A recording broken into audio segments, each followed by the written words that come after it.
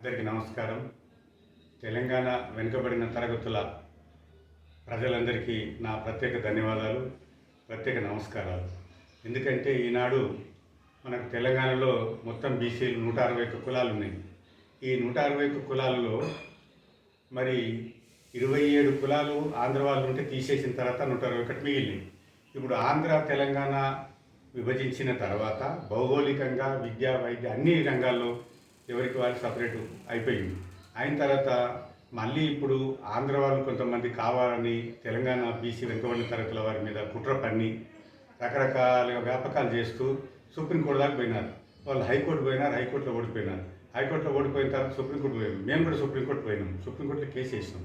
ఎందుకంటే తెలంగాణ తెచ్చుకున్నది ఎందుకొరకు? నీళ్లు, నిధులు, నియామకాల కొరకు, మా విద్యార్థుల మా పిల్లల యొక్క భవిష్యత్తును కాపాడుకోవడం కొరకు మేము కేసులు వేసినాం. మేము కాపాడుకోవడానికి సిద్ధంగా ఉన్నాం.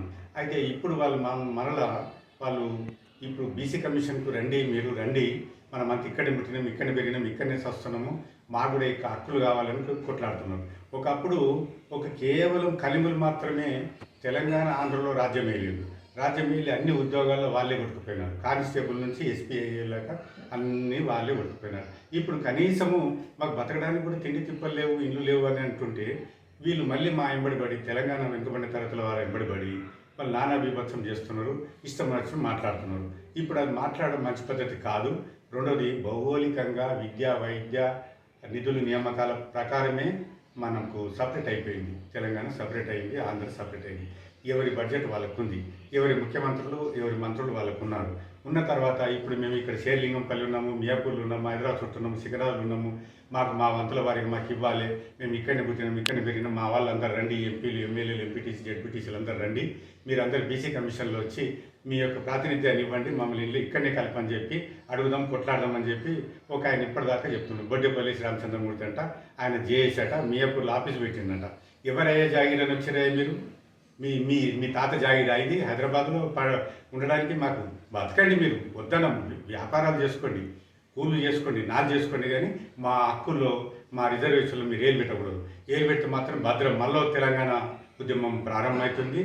ఇక అప్పుడు మరొక్కరు కూడా మిగిలిరు. ఇక్కడ నిజంగా చెప్పాలంటే సంక్రాంతికి కానీ ఏదైనా పండుగలు వచ్చినా, ఎలక్షన్లు వచ్చినా మీరు లక్షల మంది పోతారు. సుమారుగా 40-30 లక్షల మంది హైదరాబాద్ నుంచి వెళ్ళిపోతున్నారు, తెలంగాణ నుంచి ఆంధ్రకి వెళ్ళిపోతున్నారు. ఎందుకు వెళ్తున్నాయో మరి? మొన్న ఓట్లు అప్పుడు వెళ్ళిపోయారు కదా, ఎట్లా వెళ్ళారు మీరు? మీరు ఇక్కడ ఉండి ఓట్లు వేయలేదు కదా, ఇక్కడ మా వాళ్ళకు, మా ప్రభుత్వానికి, మా ఎమ్మెల్యేలకు ఓట్లు వేయలేదు కదా. ఇప్పుడు మీకెందుకు మా అవసరాలు మీకెందుకు? మేమేమన్నా వచ్చి మీ జాగిర్లు అడుగుతున్నామా, మీ తాత జాగిర్లు అడుగుతున్నామా, గోదావరిలో శ్రీకాకుళంలో పలాసలు మాకు హక్కులు ఇవ్వమని అడుగుతున్నామా, లేకుంటే ఎమ్మెల్యే పోటీ చేస్తామని అడుగుతున్నామా, మీ ఓట్లు అడుగుతున్నామా? మీరు ఎవరు అడగడానికి మమ్మల్ని? మీకేం హక్కు ఉంది తెలంగాణ మీద? మీరు బతకడానికి వస్తే బతకడానికి వలస వచ్చినట్టుగానే ఉండండి, కానీ అతిగా చేస్తే మాత్రం బాగుండదు. ఇప్పటికే మీరు చాలా వరకు మాకు నష్టం చేసిండ్రు, నీళ్ళు నియామకాలను నష్టం చేసిండ్రు, ఉద్యోగాలను నష్టం చేసి మా పిల్లల భవిష్యత్తును ఎండగట్టే నాశనం చేసినారు. ఇప్పుడు ఇంకా చేద్దామని చెప్పి మీరు ప్రయత్నం చేయడం మేము మాత్రం సబబు కాదు. ఇది చాలా తీవ్ర పరిణామాలకు దారి తీస్తుంది. అంతేకాకుండా మీ 26 కులాలు ఎవడు పెట్టమన్నాడా మీకు? మీరు ఎవరన్నా ఉత్తరం వేసినామా? మీకు టెలిగ్రామ్ ఇచ్చినామా? మా తెలంగాణలో వచ్చి బతకండి, మా హక్కులు ఇస్తాం, మా ఇళ్ళలో ఉండండి అని చెప్పి మేము చెప్పినామా? మీరు ఎట్లా వచ్చారు? వచ్చిన వాళ్ళు వచ్చినట్టుగానే ఉండండి. మీరు బతకడానికి వచ్చారు, వలస వచ్చినట్టే ఉండండి. మీ కొబ్బరి బండాలు మీవే. ఇప్పుడు మీ కొబ్బరి బండాలు ఎవరు మా వాడు ఇవ్వరు. మీరు మీ కొబ్బరి బండాలు మీవే, మీ వ్యాపారాలు మీవే. ఇంకా మా దగ్గర ఎందుకు? మీరు చాలా వరకు నాశనం చేసినారు, ఇంకా చేస్తున్నారు ఇప్పుడు కూడా. ఇంకా మా వాళ్ళకి ఇంకా తెలివి రాలేదు కాబట్టి తెలంగాణలో తెలివి రావాలంటే మేము ఉధృతం చేస్తాం. చేసి 161 కులాన్ని మేల్కొల్పితే మీరు ఒక్కరు కూడా మిగిలిన ఇక్కడ నుంచి పారిపోవాల్సి వస్తుంది. కాబట్టి మీరు జాగ్రత్త, మా తెలుగు రాకండి, తెలంగాణలో కలపమని అడగకండి. ఇది మంచి పద్ధతి కాదు. ఇది చాలా దారుణమైన విషయము, మామూలుది కాదు. మేము ఎందుకు తెచ్చుకున్నాం తెలంగాణ? మాకు లేకనే కదా, మాకు నష్టపోయే కదా, మా భవిష్యత్తు అంధకారంలో మునిగిపోయే కదా, మా విద్య నాశనం అయిపోయాయి కదా, మా నిధులు నాశనం అయిపోయాయి కదా, మా నియామకాలు మీరంతా కొట్టేసి దరిద్రంగా కొట్టేసినారు మీరు, దొంగతనంగా, దొంగ సర్టిఫికేట్లతో కూడా. ఇప్పటికి ఇంకా దొంగ సర్టిఫికేట్కి మీరు ఇంకా ఉద్యోగాలు పొందడానికి ప్రయత్నం చేస్తున్నారు, ఇస్తున్నారు కూడా. మేము పట్టుకుంటాము. ఇప్పుడు దీని మీద మీ విచారణలో మీరు తేల్చండి, మీ ఏరియాలో ఎంతమంది ఉన్నారో తేల్చండి. మీరు వస్తారు కదా, మీరు రండి, మేము చూస్తాం. ఇక ముందు ఇది మంచి పద్ధతి కాదు, మర్యాద కాదు. బొడ్డేపల్లి శ్రీరామచంద్రమూర్తి గారు, మీరు మేము బాగలేదు, మీ ఆంధ్రలోనే తీసుకోండి, మీ ఆంధ్ర ప్రాంతంలో రిజర్వేషన్ తీసుకోండి, మా తెలంగాణ అడగడానికి మీకు హక్కు లేదు. 2 అన్నదమ్ములు 1 ఎకరా భూమిలో శిరసాను కొలుచుకొని ఉన్నారు. ఉన్న తర్వాత మళ్ళీ నీ సగం నీకు అయిపోయినాక నా దానిలో నీకు వచ్చి నాకు హక్కు ఉన్నదంటే ఏమన్నా ఉన్నదా? సిగ్గు శరం బుద్ధి ఉందా? ఏమన్నా ఉన్నదా? అంతా ఆలోచన బుర్ర ఉందా? ఎట్లా అడుగుతారా? మీ భూమిని మీకంతా వాటా అంతా అయిపోయింది. ఇప్పుడు చంద్రబాబు నాయుడు బ్రహ్మాండంగా రాజ్యం వెళ్తున్నారు.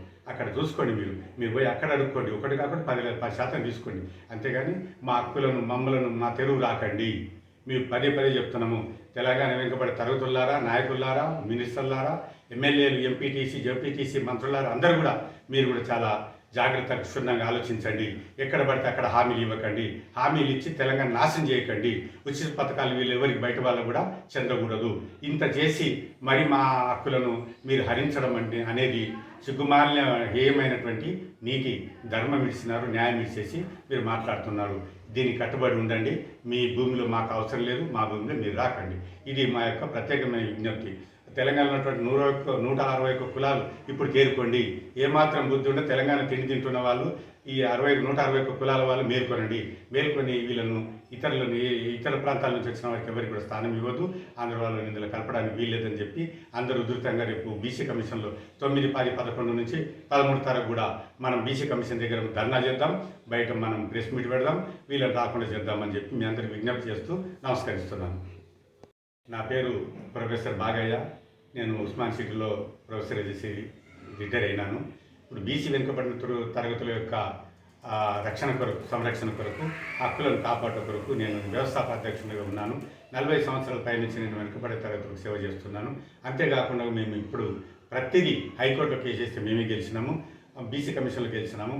గవర్నమెంట్ వాళ్ళు జీవో ఇచ్చినారు. ఆ జీవో కూడా మాకే ఇంప్లిమెంట్ అయింది. ఆ జీవోని పక్క కొట్టడానికి ఇవి చేసి ఏదో చేసి